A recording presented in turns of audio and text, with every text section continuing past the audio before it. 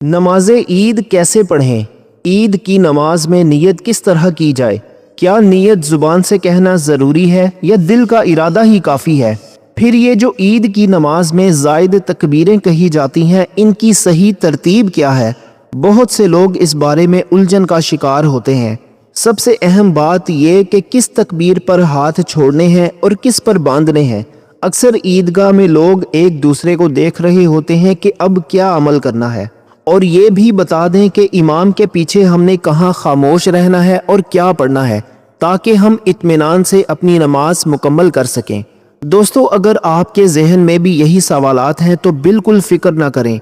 आज मैं आपको इंतहाई सादा और दुरुस्त तरीके से ये सब समझा देता हूँ, ताकि हम सब सुकून और इत्मीनान के साथ अल्लाह के हजूर अपनी नमाज अदा कर सकें। बस चंद मिनट मेरी बात ध्यान से सुन लें। A to Z मुकम्मल गाइड करने जा रहा हूँ। मुझे उम्मीद है कि अगर आप ये वीडियो मुकम्मल देख लेते हैं तो इंशाअल्लाह ईद की नमाज का तरीका बाआसानी आप सीख जाएंगे। इसमें ख़ास तौर पर जो ज़ायद तकबीरें होती हैं ना, उन्हीं में ही बाज़ लोग भूल जाते हैं, गलती कर देते हैं, क्योंकि साल के बाद हमने ईद की नमाज अदा करनी होती है। बाज़ लोग इमाम साहब के तकबीर कहने से पहले ही रकू में चले जाते हैं या एक दूसरे को देख रहे होते हैं कि कौन किस तरह से तकबीर पर क्या रिएक्ट कर रहा है, कब हाथ बांध रहा है, कब छोड़ रहा है। तो इंशाअल्लाह इन तकबीरात की तरतीब क्या है, मैं आसान अंदाज में बिल्कुल सिंपल वे में आप लोगों को समझाने जा रहा हूँ। दोस्तों, अब बात करते हैं उस सवाल की जो हर साल ईद के मौका पर पूछा जाता है, नमाज की नीयत कैसे करें? देखें भाइयों, नीयत के हवाले से 3 तरह के लोग होते हैं और शरीयत ने हम सब के लिए गुंजाइश रखी है। अब ज़रा बहुत गौर से सुने, क्योंकि ईद उल अज़हा की नमाज आम नमाजों जैसी नहीं है। इसमें ज़ायद तकबीरात का मामला है, और अगर नीयत करते वक्त ही आपकी तवज्जो इस तरफ नहीं हुई तो फिर आगे जाकर आप नमाज में बुरी तरह उलझ सकते हैं। बहुत से भाइयों ने पूछा कि भाई नीयत कैसे करें कि तकबीरात भी याद रहें। देखें दोस्तों, सबसे पहले तो ये जान लें कि नीयत का मतलब है पुख्ता इरादा। जब आप इमाम के पीछे खड़े होते हैं तो आपको मालूम होना चाहिए कि आप ईद उल अज़हा की वो नमाज पढ़ रहे हैं जिसमें कुल 6 ज़ायद तकबीरें हैं।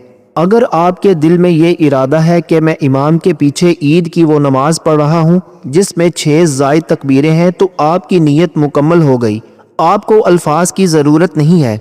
अब अगर आप उर्दू में नीयत करना चाहें तो इसे ऐसे करें कि इसमें पूरी नमाज का अहाता हो जाए। आप दिल में या ज़ुबान से कहें, मैं नीयत करता हूँ अल्लाह के वास्ते ईद उल अज़हा की 2 रकत नमाज इस इमाम के पीछे वाजिब 6 ज़ायद तकबीरों के साथ। ये जो अल्फाज मैंने बताए हैं, इनमें 6 ज़ायद तकबीरों का जिक्र करना बहुत ज़रूरी है। क्यों? इसलिए कि अक्सर लोग बस ईद की नमाज नीयत करके खड़े हो जाते हैं, और जब इमाम साहब पहली रकत में अचानक तकबीरें शुरू करते हैं तो वो हड़बड़ा जाते हैं। उन्हें समझ नहीं आती कि ये क्या हो रहा है। क्या आपको मालूम है कि कितने ही लोग इस गलती की वजह से नमाज का वो खुशू खो देते हैं जिसके लिए वो ईदगाह आए थे? जब आप नीयत में ही ये तय कर लेंगे कि मुझे 6 ज़ायद तकबीरों वाली नमाज अदा करनी है, तो आपका दिमाग पहले से तैयार हो जाएगा। आपको किसी को देखने की ज़रूरत नहीं पड़ेगी, और ना ही आपको किसी और को देखकर परेशान होंगे। दोस्तों, याद रखें, जो बंदा नीयत में ये तैयारी नहीं करता, वो ऐन नमाज के बीच में जब तकबीरें शुरू होती हैं तो शक में पड़ जाता है कि क्या ये तकबीर सही है, क्या ये दूसरी तकबीर है या तीसरी, और यहीं से आपकी तवज्जो टूट जाती है। और एक बार तवज्जो टूटी तो फिर समझे नमाज तो हो जाएगी, लेकिन वो लुत्फ, वो सुकून, वो रूहानियत नहीं मिलेगी जिसके लिए आपने कुर्बानी का इतना एहतमाम किया है। तो अगली बार नियत करते वक्त सिर्फ नमाज को नहीं बल्कि उन 6 ज़ायद तकबीरात को भी अपने जहन में हाजिर रखें। यही वो राज है जिससे आपका ध्यान कभी नहीं भटकेगा। अब अगला कदम ये है कि ये 6 ज़ायद तकबीरें असल में देनी कैसे हैं, क्योंकि अगर यहाँ एक भी गलती हो गई तो अब आते हैं उस मरहले पर जहाँ अक्सर लोग सबसे बड़ी गलती करते हैं, यानी ज़ायद तकबीरात का तरीका। मेरे भाइयों, ईद उल अज़हा की नमाज की पहली रकत में अल्लाहु अकबर कहकर हाथ बांधने और सना, यानी सुब्हानक अल्लाहुम्मा व बिहम्दिका व तबारक अस्मुका व तआला जद्दुका व ला इलाहा गैरुक, इसको पढ़ने के बाद इमाम साहब 3 ज़ायद तकबीरें कहते हैं। अब यहाँ बहुत गौर से सुने, کیونکہ یہی وہ جگہ ہے جہاں اکثر لوگوں کی نماز میں خلل آتا ہے۔ پہلی زائد تکبیر پر آپ نے کانوں تک ہاتھ اٹھانے ہیں اور پھر ہاتھ نیچے چھوڑ دینے ہیں۔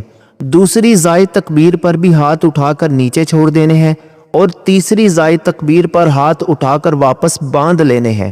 یہ کل 3 تکبیریں ہو گئیں اور ان کے درمیان اتنی خاموشی ہوتی ہے کہ آپ 3 بار سبحان اللہ کہہ سکیں۔ اب یہاں ایک بہت ہی خطرناک غلطی لوگ کرتے ہیں۔ کچھ لوگ پہلی اور دوسری تکبیر کے بعد بھی ہاتھ باندھ لیتے ہیں۔ یاد رکھیں، اگر آپ نے غلطی سے ہاتھ باندھ لیے تو نماز تو ہو جائے گی، لیکن آپ نے سنت نبوی صلی اللہ علیہ وآلہ وسلم کے طریقے کو چھوڑ دیا اور عید کی نماز کا وہ خاص لطف جاتا رہے گا۔ یہ معمولی سی غلطی نہیں ہے، یہ ہماری لاپرواہی ہے۔ دوستو، اب آئیے دوسری رکعت کی طرف۔ یہاں بھی بہت سے لوگ کنفیوز ہوتے ہیں۔ دوسری رکعت میں جب امام صاحب قرات مکمل کر کے رکوع میں جانے کے لیے تکبیر کہیں تو اس سے پہلے 3 زائد تکبیریں ہوں گی۔ یہاں پر آپ نے کیا کرنا ہے؟ پہلی تکبیر پر ہاتھ اٹھا کر چھوڑ دیں، دوسری تکبیر پر بھی ہاتھ اٹھا کر چھوڑ دیے اور تیسری تکبیر پر بھی ہاتھ اٹھا کر چھوڑ دیے، اور پھر چوتھی تکبیر کہہ کر سیدھے رکوع میں چلے جانا ہے۔ یعنی دوسری رکعت کی نماز 3 زائد تکبیروں میں آپ نے ہاتھ نہیں باندھنے، صرف چھوڑنے ہیں۔ کتنے ہی لوگ عیدگاہ میں دوسری رکعت میں آ کر ایک دوسرے کو دیکھتے ہیں کہ بھائی اب ہاتھ باندھنے ہیں یا نہیں۔ آپ کا یہ انتظار کرنا اور دوسروں کو دیکھنا آپ کی پوری توجہ نماز سے ہٹا دیتا ہے۔ اگر آپ کو یہ طریقہ پہلے سے معلوم ہوگا تو آپ کا دھیان صرف اور صرف اپنے رب کی طرف ہوگا۔ دوستو، یاد رکھیں، جو شخص امام کے ہر عمل کو سمجھ کر کرتا ہے اس کی نماز میں وہ روحانیت ہوتی ہے جو صرف رٹے رٹائے طریقے سے نہیں آتی۔ تو دوستو، پہلی رکعت میں آخری تکبیر پر ہاتھ باندھنے ہیں اور دوسری رکعت میں تمام زائد تکبیروں کے بعد ہاتھ چھوڑ کر رکوع میں جانا ہے۔ اگر یہ فرق آپ نے یاد رکھ لیا تو پھر کوئی بھی غلطی آپ کی نماز کو بے نور نہیں کر سکے گی۔ اب ایک اور بہت ہی اہم سوال جو اکثر بھائی پوچھتے ہیں کہ جب امام صاحب قرات کر رہے ہوں تو ہم کیا کریں؟ کیا ہم بھی ساتھ ساتھ کچھ پڑھیں یا بالکل خاموش رہیں؟ دیکھیں بھائیو، یہ وہ لمحہ ہے جہاں ہم میں سے اکثر لوگ اپنی لاپرواہی کی وجہ سے نماز کا وہ معیار کھو دیتے ہیں جو اللہ تعالیٰ کو پسند ہے۔ جب امام صاحب پہلی یا دوسری رکعت میں بلند آواز سے قرآن پاک کی تلاوت کر رہے ہوں تو شریعت کا حکم یہ ہے کہ آپ نے صرف خاموش رہنا ہے اور نہایت توجہ کے ساتھ امام صاحب کی قرات کو سننا ہے۔ اب غور سے سنیں، بہت سے لوگ اس دوران بھی آہستہ آواز میں کچھ نہ کچھ پڑھتے رہتے ہیں یا ادھر ادھر دیکھتے رہتے ہیں۔ دوستو، یاد رکھیں، اگر آپ امام صاحب کی قرات کے دوران اپنی زبان ہلا رہے ہیں یا دھیان ادھر ادھر کر رہے ہیں تو آپ اس حکم کی خلاف ورزی کر رہے ہیں جو اللہ تعالیٰ نے قرآن میں دیا ہے کہ جب قرآن پڑھا جائے تو اسے خاموشی سے سنو اور توجہ دو۔ آپ کی یہ ذرا سی غفلت آپ کی نماز کو بے نور کر سکتی ہے۔ دوستو، اب اس سوال کا دوسرا پہلو یہ ہے کہ کیا امام صاحب سے پہلے رکوع میں جانا جائز ہے؟ بھائیو، یہ تو بہت ہی بڑی غلطی ہے۔ ہم عیدگاہ میں عجلت یعنی جلدی میں ہوتے ہیں۔ دوستو، امام صاحب نے ابھی تکبیر رکوع مکمل نہیں کی ہوتی کہ مقتدی پہلے ہی جھک جاتے ہیں۔ یاد رکھیں، امام کا کام رہنمائی کرنا ہے، آپ کا کام پیروی کرنا ہے۔ آپ کا امام سے پہلے رکوع میں جانا یا امام سے پہلے سر اٹھانا یہ نماز کے اس ادب کے خلاف ہے جو ہمیں سکھایا گیا ہے۔ کیا آپ کو معلوم ہے کہ امام سے پہلے رکوع میں جانے کا مطلب کیا ہے؟ اس کا مطلب یہ ہے کہ آپ امام کے ساتھ نماز پڑھ ہی نہیں رہے۔ اگر امام صاحب نے تکبیر کہی اور آپ نے امام کے ساتھ ہی رکوع میں جانا شروع کیا تو تب ہی آپ کی نماز امام کی اقتداء میں مکمل ہوگی۔ جو لوگ امام سے پہلے سبقت لے جاتے ہیں ان کی یہ حرکت نماز کے ثواب کو ضائع کرنے کے لیے کافی ہے۔ تو اگلی بار جب امام صاحب رکوع کی تکبیر کہیں تو پہلے اپنے کانوں کو تیار رکھیں، امام کو پورا اللہ اکبر مکمل کرنے دیں، اور جب وہ رکوع کی طرف حرکت شروع کریں تبھی آپ نے حرکت کرنی ہے۔ یہ چند سیکنڈ کا صبر آپ کی نماز کو ایک مکمل اور مقبول نماز بنا دیتا ہے۔ اور ہاں، امام کے پیچھے کہاں خاموش رہنا ہے؟ تو یاد رکھیں، امام صاحب کی قرات کے دوران آپ کی زبان پر صرف ایک ہی چیز ہونی چاہیے، وہ ہے خاموشی، اور آپ کا دھیان صرف امام کی تلاوت پر۔ دوستو، جب امام صاحب رکوع میں سبحان ربی العظیم کہیں تو آپ بھی کہیں، لیکن جب امام صاحب تکبیریں کہہ رہے ہوں تو آپ کا کام صرف ان تکبیروں کو سننا اور ان کے ساتھ چلنا ہے۔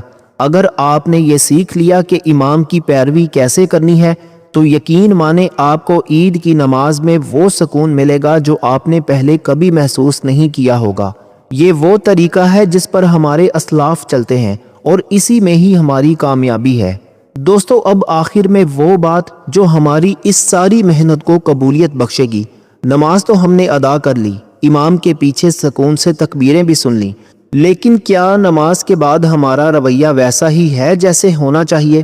دیکھیں بھائیو، بہت سے لوگ نماز ختم ہوتے ہی عیدگاہ سے ایسے بھاگتے ہیں جیسے کوئی مقابلہ جیتنا ہو۔ دوستو، یہ ٹھیک نہیں ہے۔ عید کی نماز کے بعد تھوڑی دیر پرسکون بیٹھنا، اللہ کا شکر ادا کرنا اور اپنے گناہوں کی معافی مانگنا، یہ وہ وقت ہے جو ہماری پوری نماز کو مکمل کرتا ہے۔ آپ کو معلوم ہے کہ عید کی خوشی صرف کپڑے پہننے یا عیدی لینے میں نہیں ہے، بلکہ اس سکون میں ہے جو نماز کے بعد دل میں محسوس ہوتا ہے۔ اگر آپ نماز سے نکلتے ہی شور مچانا شروع کر دیں یا دنیاوی باتوں میں لگ جائیں تو آپ اس روحانی کیف کو کھو دیتے ہیں جو اللہ تعالیٰ نے آپ کے لیے رکھا تھا۔ دوستو، یہاں 2-3 چھوٹی چھوٹی باتیں یاد رکھیں۔ پہلی یہ کہ عیدگاہ جاتے ہوئے جو راستہ اختیار کیا تھا، واپسی پر کوشش کریں کہ دوسرے راستے سے آئیں۔ یہ ہمارے پیارے نبی حضرت محمد مصطفیٰ صلی اللہ علیہ وآلہ وسلم کی سنت مبارکہ ہے، اور اس میں حکمت یہ ہے کہ آپ زیادہ لوگوں کو عید کی مبارکباد دے سکیں اور اللہ کی زمین پر اپنی عبادت کے نشان چھوڑ سکیں۔ دوسری بات، عید کے دن کسی غریب، کسی یتیم یا کسی ایسے رشتہ دار کو نہ بھولیں جو شاید آپ کی مدد کا منتظر ہو۔ یہ نماز عید ہمیں یہی سکھاتی ہے کہ اگر اللہ نے ہمیں نوازا ہے تو ہم نے بانٹنا بھی ہے۔ دوستو، اور ایک ایسی بات جو کوئی نہیں بتاتا، بہت سے لوگ عید کی خوشی میں اتنے مست ہو جاتے ہیں کہ وہ دن بھر کی اپنی نمازیں بھول جاتے ہیں۔ بھائیو، عید کا دن بھی اللہ ہی کا دن ہے۔ جس طرح صبح ہم نے اسے سجدہ کیا، سارا دن اسی کی رضا کے لیے گزاریں۔ اگر آپ نے یہ عہد کر لیا تو یہ عید آپ کی زندگی کی سب سے بہترین عید ہوگی۔ دوستو، میں امید کرتا ہوں کہ آج کے بعد جب آپ عیدگاہ میں کھڑے ہوں گے تو آپ کو کسی سے پوچھنے کی ضرورت نہیں پڑے گی۔ آپ خود اعتماد کے ساتھ اللہ کے حضور سر جھکائیں گے۔ اگر یہ معلومات آپ کو اچھی لگی ہیں تو اپنے ان بھائیوں کے ساتھ ضرور شیئر کریں جو ہر سال عیدگاہ میں کنفیوز رہتے ہیں۔ آپ کی چھوٹی سی شیئرنگ کسی کی نماز کو درست کر سکتی ہے۔ اللہ ہم سب کی عبادتوں کو قبول و منظور فرمائے اور ہمیں اس عید کی خوشیاں سچی خوشیوں کے ساتھ منانے کی توفیق عطا فرمائے۔ دوستو، آپ سب کو میری طرف سے بہت بہت عید مبارک۔ اللہ تعالی ہم سب کا حامی و ناصر ہو۔ اللہ تعالی آپ سب کو خوش اور آباد رکھے، ہمیشہ ہنستے اور مسکراتے رہیں۔